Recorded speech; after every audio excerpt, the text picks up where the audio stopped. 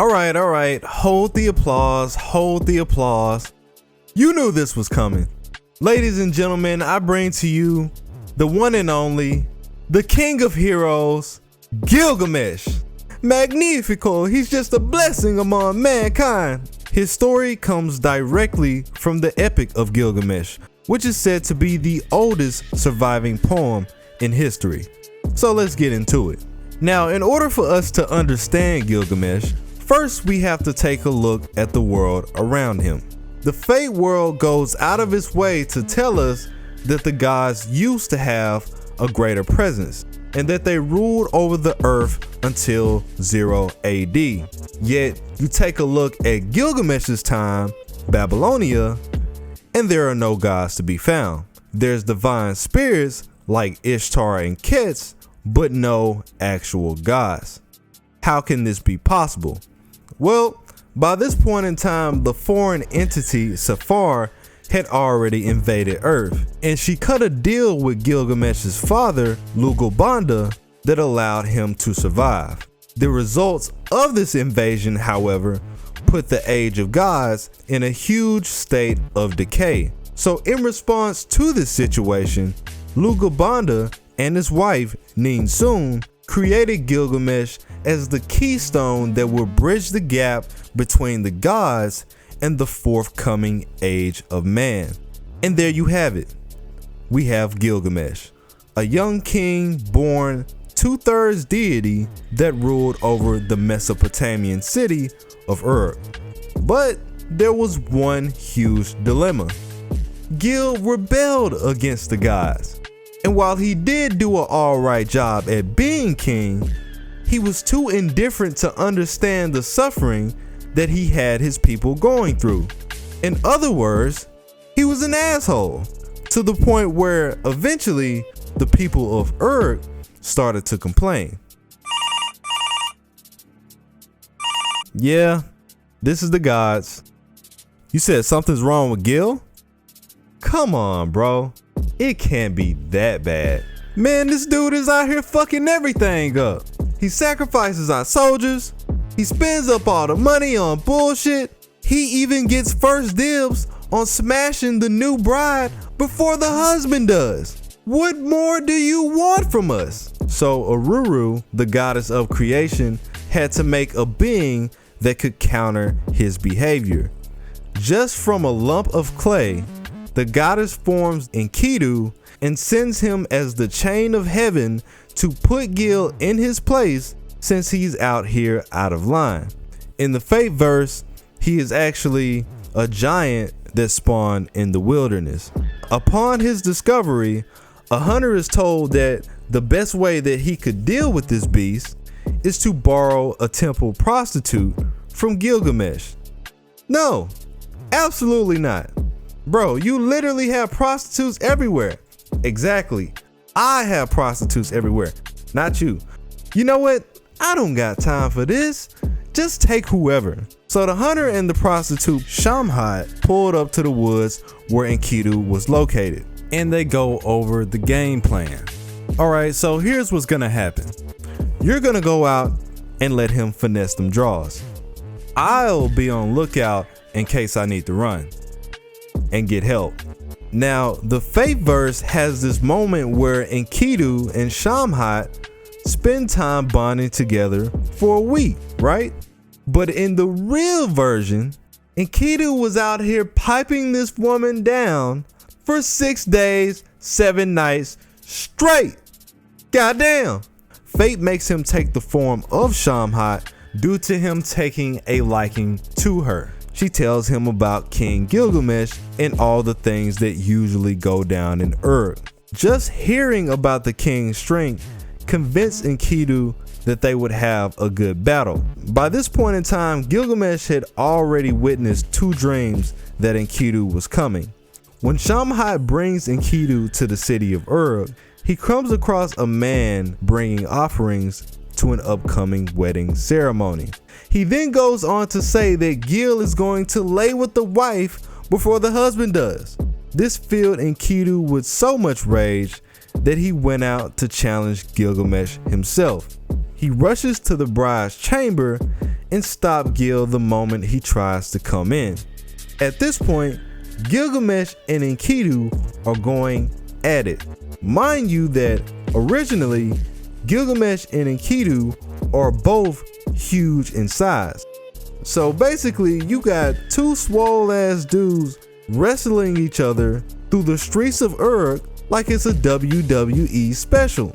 Their power alone made the walls of the city shake while they were fighting. In the Fate version, the two go at it all the same.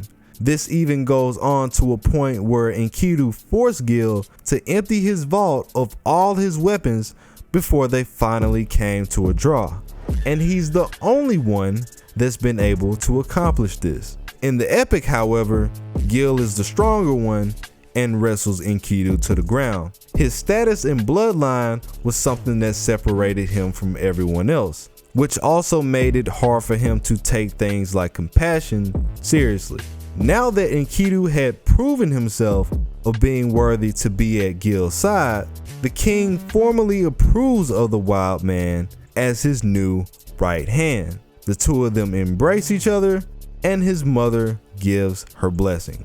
Eventually, Gil goes on a search to find an adventure that him and his new companion can take on. He tells Enkidu about the formidable Humbaba that guards Cedar Forest, a forbidden location to the mortal man.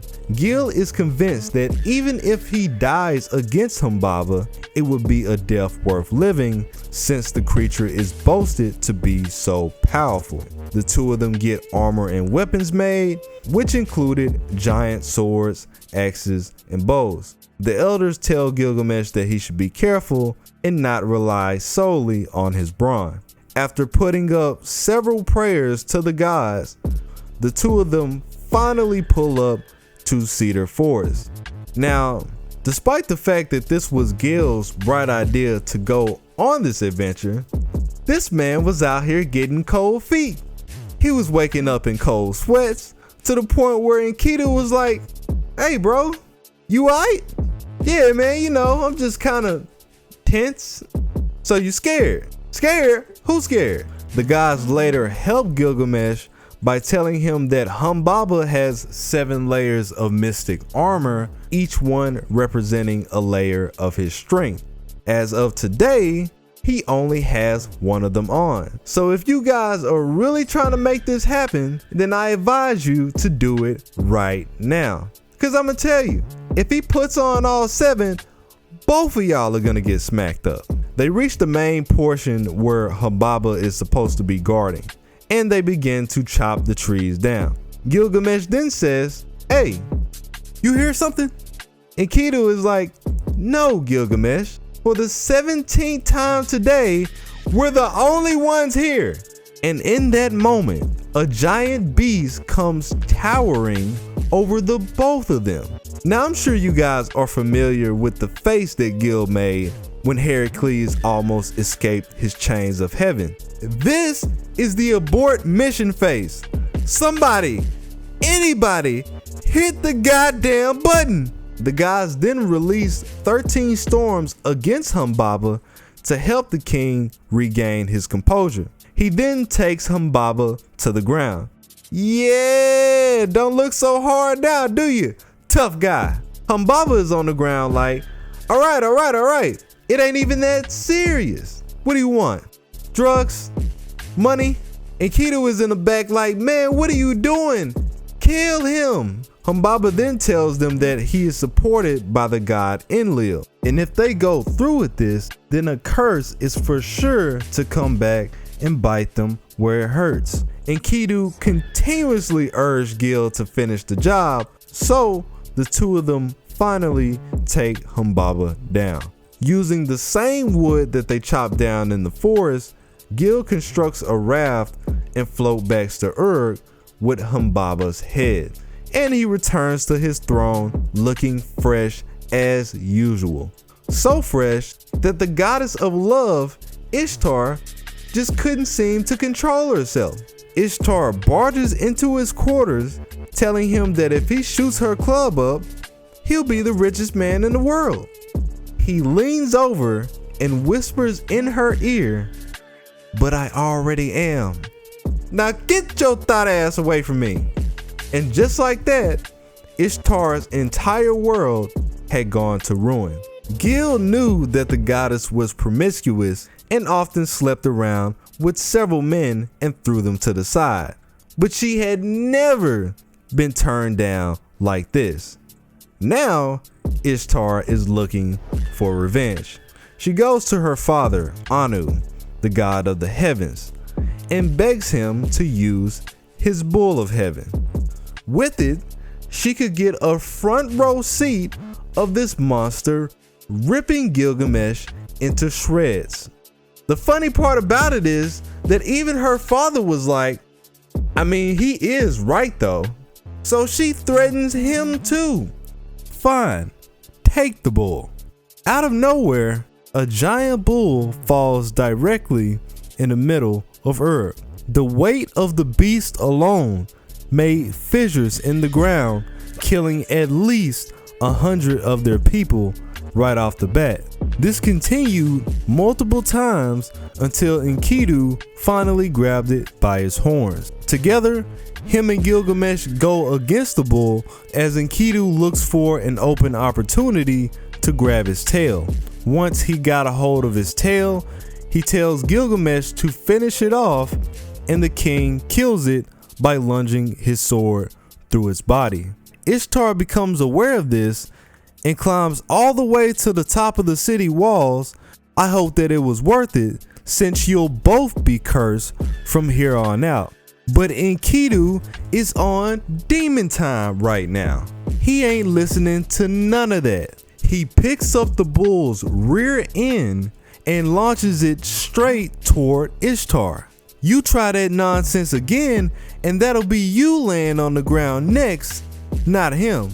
The people of Uruk soon began to champion the two heroes, but later on that night, Enkidu has a nightmare. The gods are pissed, and the only proper way for them to atone is for Enkidu's life to be taken away. So the next day, Enkidu falls ill, and for nearly 2 weeks, he was stuck, bedridden, with Gil by his side. When he finally passes away, the king loses it. He paces back and forth frantically, pulling out his own hair and ripping up his own clothes. His only true friend had been taken by the hands of despair, and there was absolutely nothing that he could do about it. They hold funeral services, and just as Gil promised, he erected a statue in Enkidu's name. Once that was over, he gets rid of his royal attire, since these garments didn't really have any meaning to him anymore. He then begins to wander the wild, wondering if he should still be alive as well. He goes on a journey in search of Utnapishtim, a king that was said to have survived the Mesopotamian flood that was supposed to end the world. In some versions, you may know him as Noah, but fate tells us that he is also Ziusudra, played by King Hassan. Once Gilgamesh gets the word on some directions, he begins to walk through a tunnel for several hours in pure darkness until he emerges from the other side. Here, he meets up with Cedar, who happened to own a tavern that was nearby. He walks up to the door, and the moment that he gets there, she slams the door shut in his face. I'm looking for Utnapishtim. I don't know, man. You look kind of broke. You sure you're not trying to steal something? I'm literally a king. He then tells her about all the things that went down, and she warns him about the trials that were about to come next. She sends him on his way to Utna's boatman, since he was the only one that could navigate the waters that would lead to his location. When he finds the boatman, Gil is asked to chop down 120 trees and turn them into poles. He completes the task, and they begin their journey over the waters of death, waters that no mortal man was allowed to touch, or they would lose their life. This is why the boatman had him carve the 120 poles, Something that Gil came to find out was that every time he stuck the pole in the waters were literally eating the poles into nothing. The poles were meant to be used as oars. When he ran out of poles, he used the animal skin that he was wearing as a sail. He arrives in front of Utnapishtim and begins to tell him everything that happened, how the situation now makes him fear death, and how he's looking for a way to avoid it. Utna also tells him his story and how him and his wife were granted immortality. Utna tells him, okay, if you can stay up for a week straight, then I'll help you out. Literally a day passes by and Gil is knocked out. Gil, wake up, son, you're embarrassing yourself. Okay, I just want to clarify, I wasn't asleep, something just got in my eye. For a week straight?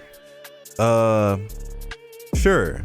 He tried to pretend like it didn't happen, but Utna already knew the deal.